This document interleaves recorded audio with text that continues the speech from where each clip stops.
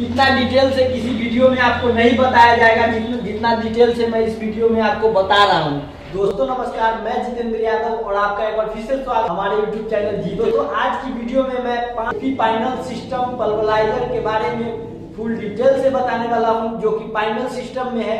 बहुत सारा आप मशीन देखे होंगे 5 HP सिंगल HP में 5 HP सिंगल फेज में पल्वराइजर, जिसमें क्या है कि उसमें फाइनल का सिस्टम नहीं दिया जाता है। फाइनल का फीचर देने से क्या होता है कि इसमें जो है आपका अगर किसी तरह का शॉर्ट सर्किट होता है या मशीन में लोड पड़ती है तो फाइनल के द्वारा ऑटो कट जो हो जाता है और मशीन जो है सुरक्षा रहता है। इस मशीन के बारे में फुल डिटेल से बताने वाला हूं कि इस मशीन को कैसे ऑपरेट किया जाता है और ऑपरेट करने के वक्त किन किन बातों को ध्यान दिया जाता है। इन सभी बातों को बताने वाला हूं, जो कि आपको कोई अदर मशीन मैन्युफैक्चरर या अदर डीलर आपको नहीं बताएगा।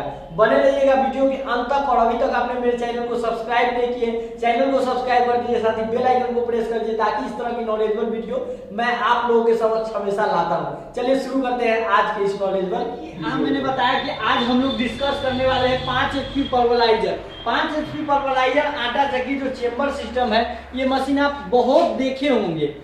होता क्या है कि 5 HP जो सिंगल फेज का पल्वराइजर आटा चक्की मशीन होता है वो विदाउट फाइनल होता है, जो कि इलेक्ट्रिक से डायरेक्ट मोटर अटैच रहता है। इससे क्या होता है कि जब बिजली का शॉर्ट सर्किट लगता है या वोल्टेज कम ज़्यादा होता है तो मोटर जलने की संभावना रहती है। मशीन में नए कस्टमर मशीन लिए, मशीन में लोड ज़्यादा दे दिए तो उससे क्या हुआ कि मोटर जलने की डायरेक्ट संभावना रहती है। अगर आप फाइनल सिस्टम वाला मशीन लेते हैं, इस प्रकार का कंट्रोल फाइनल के साथ 5 HP पल्वराइजर मशीन, तो इस मशीन में आपका फायदा ये है कि अगर ओवरलोड हुआ मशीन या शॉर्ट सर्किट हुआ या वोल्टेज कम ज़्यादा हुआ तो जो है फाइनल के द्वारा इस मशीन को जो है आसानी से ऑपरेट कर सकते हैं। और सुरक्षा की दृष्टि से इसमें ऑटो कट का सिस्टम लगा हुआ है, वो ऑटो कट हो जाएगा। अब इस मशीन के बारे में फीचर की बात बताऊं तो जैसा कि मैं बता दूं कि डबल चेंबर से अच्छा मैं सिंगल चेंबर मानता हूं, क्योंकि इसका जो प्लेट का क्वालिटी, हैमर का क्वालिटी आता है, काफ़ी बेस्ट क्वालिटी आता है, जो कि कितना भी प्रेशर पड़े टूटती नहीं है। और प्रोडक्शन की जहाँ तक कि लोग बात करते हैं कि डबल चेंबर लेंगे तो प्रोडक्शन बढ़ जाएगा, तो ऐसा कुछ नहीं है।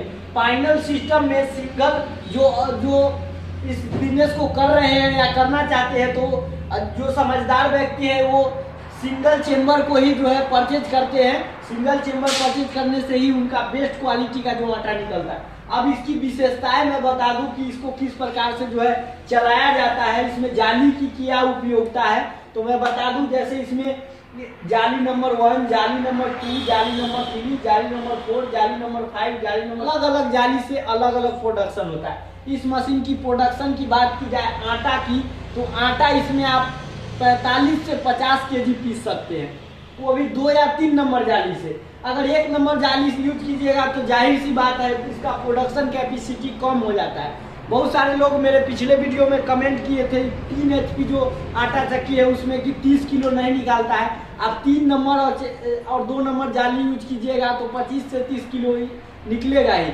अगर 1 नंबर जाली यूज कीजिएगा तो 20 से 22 किलो निकलेगा। तो प्रोडक्शन कैपेसिटी जाली के ऊपर निर्भर करता है। अब जाली की विशेषता बता दूं तो 1 नंबर जाली से आपका जो है जैसे मैदा जैसा आटा पीसना है तो आप 1-2 नंबर जाली से आप पीस सकते हैं। हमारा दूसरा जाली 2 नंबर जाली जो है, अब 2 नंबर जाली में जैसे रोटी, बाजरा, जवार, मतलब आटा जो रोटी खाते हैं तो वो तो मैदा जैसा नहीं हुआ, वो रोटी जो बनती है उस प्रकार का आटा अगर पीसना है तो आप 2 नंबर जाली से आप पीस सकते हैं। अगर 3 नंबर जो जाली है उससे आप भाखड़ा जैसे भाकरी के जैसे पतले आटा के लिए आप 3 नंबर जाली का यूज कर सकते हैं, जो कि उसमें थोड़ा मोटापन आएगा और चोकर टाइप का आएगा।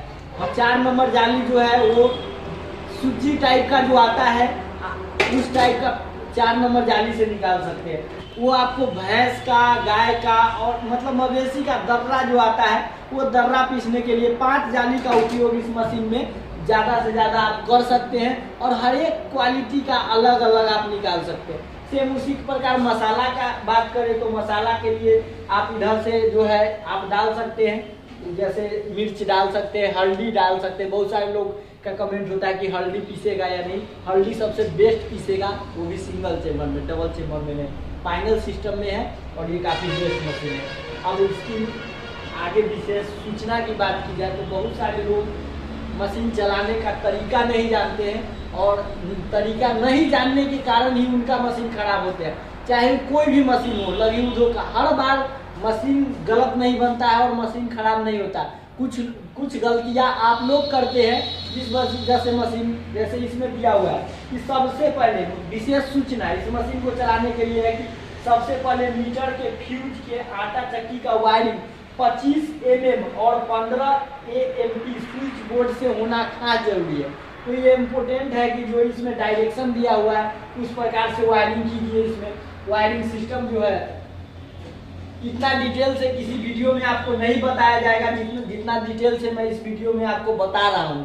तो इसमें वायरिंग का सिस्टम जो है सारा पैनल के सिस्टम से दिया हुआ है और यहीं से आपका जो है सारा वायरिंग होगा और डायरेक्शन होगा। और इसमें अगली विशेषता है, मैं बता दूं कि फ्यूज है वो आप चेक कर ले आटा चक्की जो है आप लगाने से पहले। तीसरा जो है, अगर वोल्टेज घर में बहुत ज़्यादा हो रहा है या बहुत कम हो रहा है तो उस स्थिति में आप आटा चक्की को नहीं चलाइए।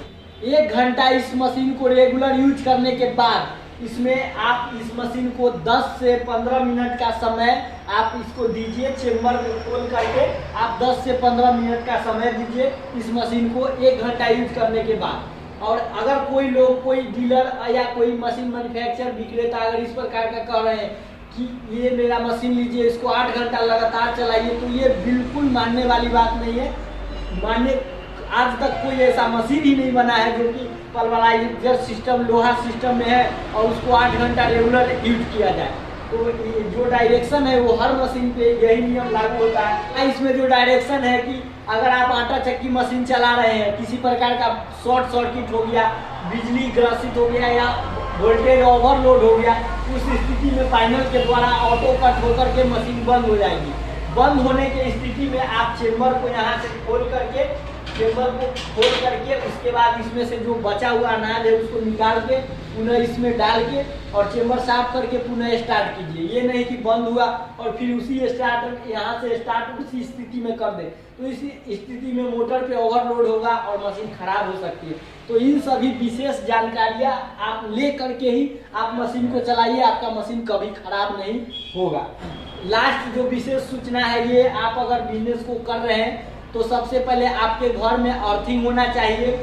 अनाज का जो हॉपर है, जैसे इसमें अनाज रखने का जो डोना दिया हुआ है, इसमें फुल डोना आप नहीं भरें, 1/2 इंच इसमें जगह छोड़कर ही डालें। एक बार आप साफ कर रहे हैं तो उसमें पानी का लगाव नहीं होना चाहिए। आप सूखा कपड़ा से कीजिए अथवा आपको ब्रश मशीन के साथ मिलता है और इस प्रकार का जो है 2 झोली मिलता है। तो इसमें जो कॉर्ड मिलता है, ये पावर पैक वाला कॉर्ड मिलता है, इसमें पावर फ्यूज लगा हुआ है। मैं बेस्ट मशीन मैन्युफैक्चर कंपनी का नाम नंबर डिस्क्रिप्शन बॉक्स में दे दिया हूं और वीडियो स्क्रीन पे भी कंपनी का नाम नंबर है। आप यहां से संपर्क करके मशीन का डेमो ले सकते हैं और डेमो लेकर के मशीन परचेज कर सकते हैं।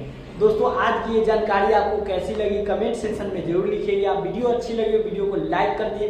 साथ ही इस प्रकार का कंटेंट देखने के लिए, इस प्रकार का जानकारी लेने के लिए आप मेरे चैनल पे नए हैं, चैनल को सब्सक्राइब कर दीजिएगा ताकि हर वक्त हर समय आपको नई नई जानकारी मिलती रहेगी।